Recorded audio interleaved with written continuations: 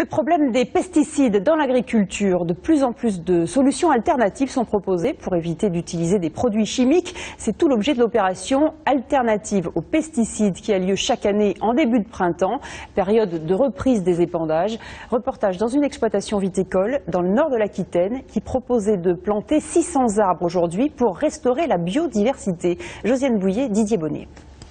C'est un appel qu'il y a eu et on est venu volontiers participer à planter ces quelques arbres. Famille, amis, villageois et même inconnus, toute la journée, ils ont planté plus de 600 pruniers, aubépines, osiers ou érables sur des centaines de mètres. Après, ils vont grandir. Après, ça va faire des fruits.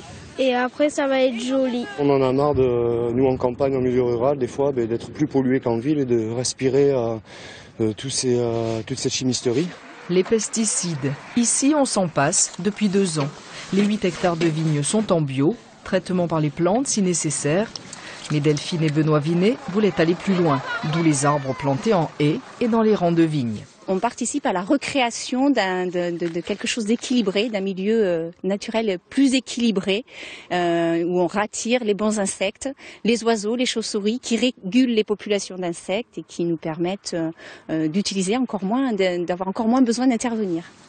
Un projet aidé par les collectivités locales et des associations dont la Ligue de protection des oiseaux qui apporte soutien technique et inventaire régulier de la faune. Les pesticides sont une cause importante quand même du déclin des espèces et du coup le fait de supprimer les pesticides va largement accroître le développement de cette biodiversité. Ici, lièvres et papillons sont déjà revenus, bientôt dans les haies, oiseaux et chauves-souris. Les vignerons bio veulent témoigner que les alternatives aux pesticides existent bien.